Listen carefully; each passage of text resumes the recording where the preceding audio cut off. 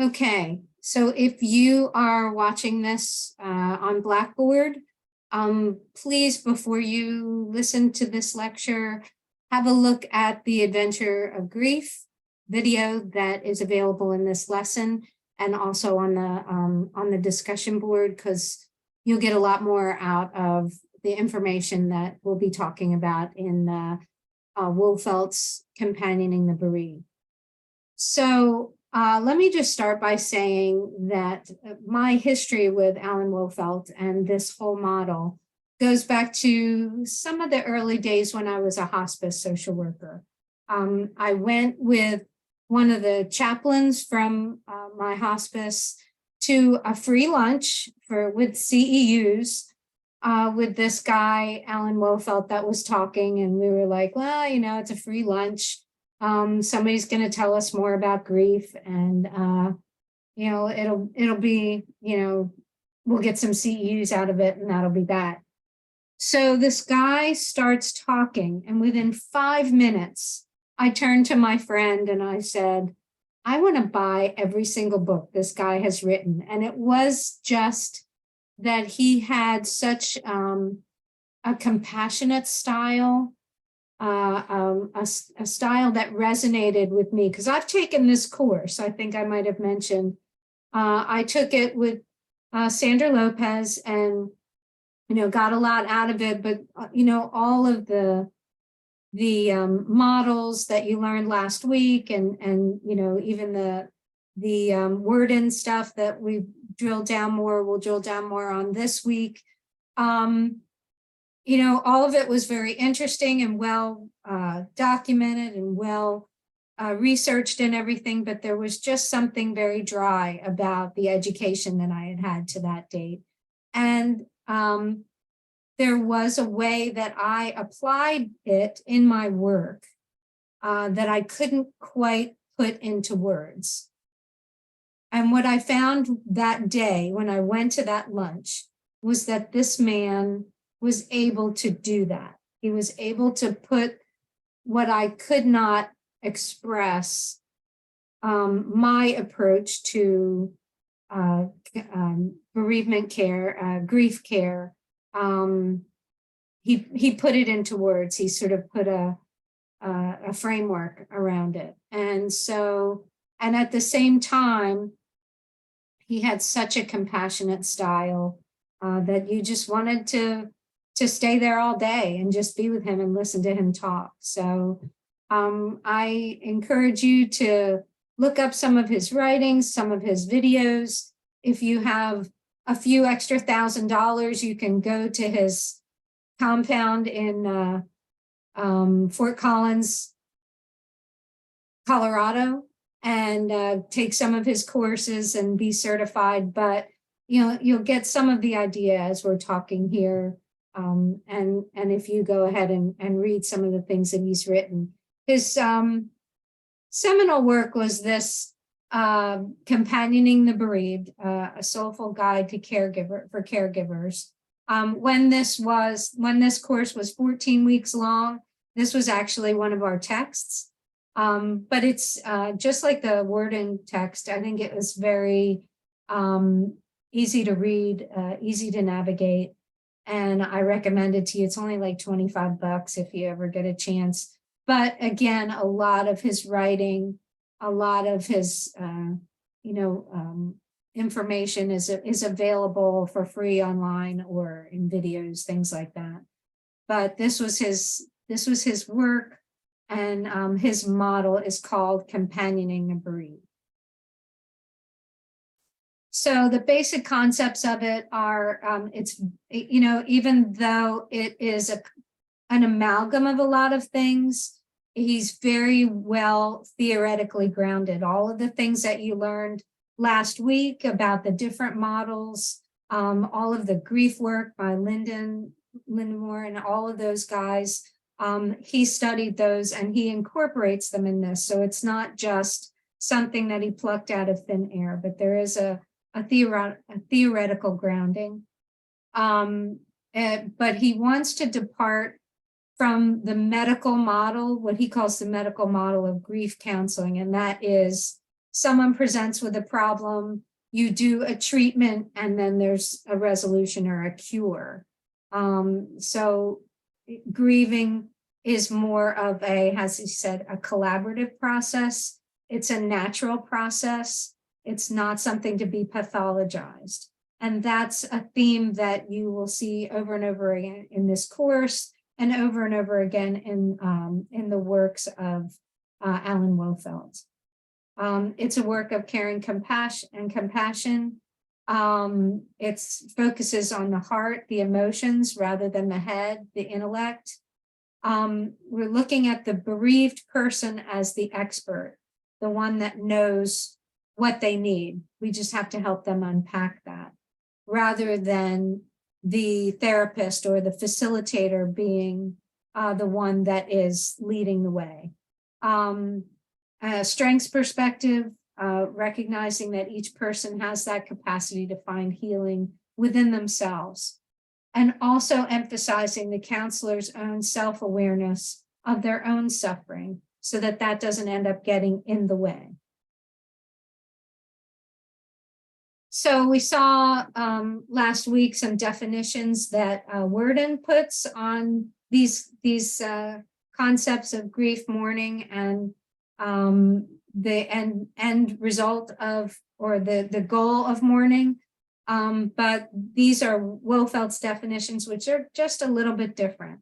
So Wofelt says that grief is the internal reaction to a loss, emotions, feelings, and thoughts about the loss. Then mourning is the external experience, how it's expressed outside of ourselves.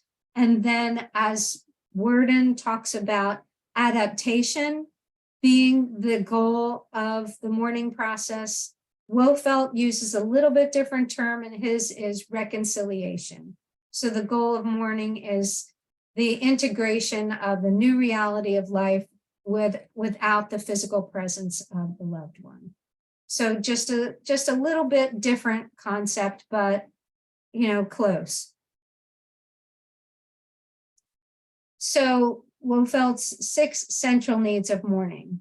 These are going to look a lot like the tasks of mourning, although there's only 4 of those that we'll drill down more this week from Worden.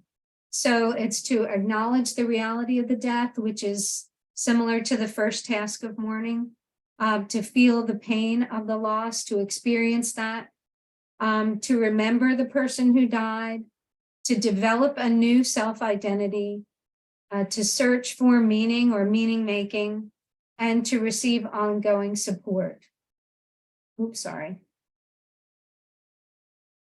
From others. So the tenets of companioning, he calls it tenets, so I just wanted you to know this. These are his foundational beliefs about this companioning model. First is that companioning is about being present with another person's pain. It's not about taking away that pain. So just like today in our video, the speaker was talking about, and I can't remember his name because he's also a W, many W's, that we're not taking away the pain, we're letting that person experience the pain. And that's a necessary part of the grieving process. Companioning is further not only experiencing that pain, but going into the wilderness of the soul. Wofelt's work is very spiritual. It's not necessarily religious. It talks, he goes much more into the spiritual realm, which is that inner self, and really looking inward, which also was something that was talked about tonight in the video. It's not about thinking you're responsible for finding the way out or for helping them to find the way out. It's just immersing yourself in that starkness, that wilderness, that wildness of being in grief and being there with that other human being as they go through it. Companioning is about honoring the spirit, again, that's spiritual, and it's not about focusing on the intellect.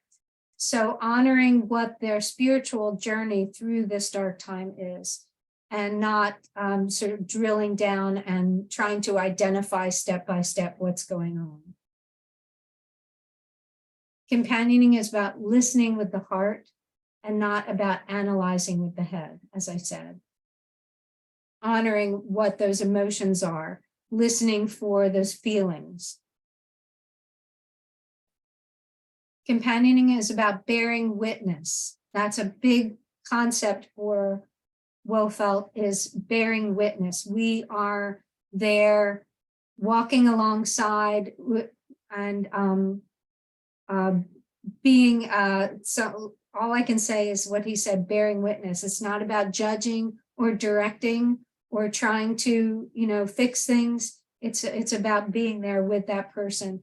And in my hospice work, that was always something that I had a sense of from day one, was that I was privileged that they would invite me into this, what was essentially a holy time, to be with them and bear witness not only to that time, but also to a life lived.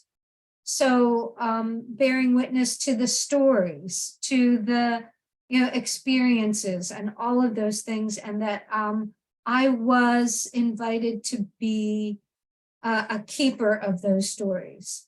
And so that it was a holy kind of time and a privilege.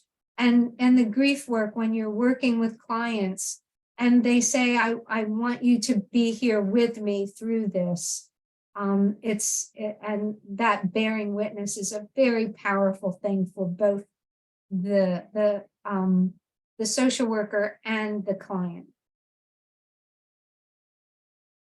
Companioning is about walking alongside, not about leading or being led. So that's an important distinction. You're not following them, you're not letting them take you places, you're not dragging them along, you're walking alongside. So you're always asking questions, and we'll talk about that in a second too. Trying to find out where they are so that you can be present in that moment with them. Companioning means discovering the gifts of sacred silence. It doesn't mean filling up every moment with words. This is a very difficult thing to do. Just spend time in silence, but it can also be very powerful. Sometimes we feel like, okay, we've got an hour with this person and nothing is happening. So we need to say wise things, or we need to explore what's going on. Why are you silent? And I'm not saying that the whole hour needs to be silence, but sometimes, something very profound has been expressed, or something very profound is happening, and taking a few moments just in silence to let that wash over you, or to let your client absorb what just happened, or what is happening, or what's ongoing, is a very important thing to do, a very important tool. So in companioning, silence, sacred silence, again, that spiritual component is very, very important to keep in mind. Along with that, the concept, along with that, the concept of being still, not about, okay, where are we going to go next? What do we have to do next? What's the next task? Where are we moving?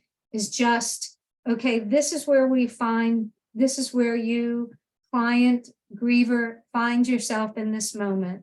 So let's sit in that stillness and talk about what that is. Where he talked about that tonight, when he was in the middle of the wilderness. He sat with it. He said, what am I feeling? Where am I feeling it? What are the emotions that I'm feeling? What are the physical feelings? And just sitting with it and being with it in that stillness, rather than, trying to figure out where I'm going next with it or where I've come from. Companioning is about respecting disorder and confusion and not about imposing order and logic. Again, that's why I wanted to watch the video before we did this, because he talked about, really getting into it, and you feel all these different things, and you feel crazy, and you feel forgetful, and you feel, just lots of different emotions, overwhelmed and sad, and all of these things all at once. And sometimes you just have to let those things happen, and not try to, figure out what's going on, not try to, as they say here, impose order or logic, but just experience that chaos and that disorder. Companioning is about learning from others. It's not about teaching them. Again, those initial basic concepts of that the griever is the expert, the bereaved is the expert. They know what they need. Sometimes it's just they need to have somebody sit with them while they sort that through.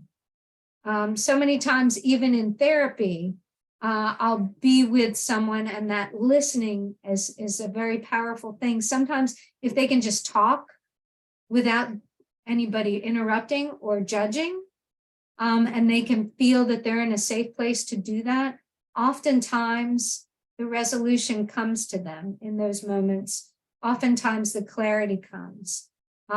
So in this model, it's not about these are the things that you need to do, or this is what I'm hearing that you are needing.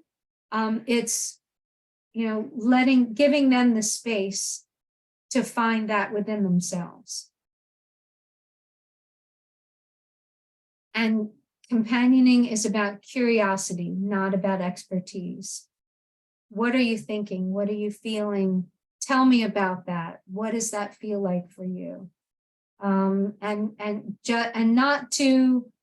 not curiosity with an agenda, but a curiosity with the goal of just finding out where they are so that you can be present with them in that moment, in that space. So here's some other important concepts: that grieving is about growth and change. Loss is about growth and change. It's about exploring your assumptions about life and probably, dealing with the shattered assumptions or the changing assumptions and being open to that. Utilizing the bereaved potential, finding ways to live and to love again, finding meaning, and then sometimes that finding meaning is often giving hope to others who are in those situations or will be. And then again, here's that spiritual part of it, that ultimately the goal of companioning is to witness or experience a soul that is transformed. And that's the soul of the bereaved, and often the soul of the therapist or the companioner, the facilitator as well. So you can see kind of why I wanted you to watch that video at the same time, in conjunction with that, because I think there are a lot of good examples in the video of those concepts. It's just, listing off those concepts, it's hard to kind of put bones and meat onto them, but I thought he did a really good job, even though, he probably wasn't familiar or wasn't thinking about that particular model. So that's what I guess I went a little bit longer than I expected tonight, but does anybody have any questions or comments about this, what we talked about tonight, about this model? Or I think it's a very powerful one, and I think that it does not discount the other models, and certainly I think there's a lot of overlap with what we will learn more this week about Worden's model. But I just think it's something that you will find, even if you don't go into this work, that it'll be useful to you in helping people in your life who are grieving. And thank you for that comment about the, enjoying this, learning about this model.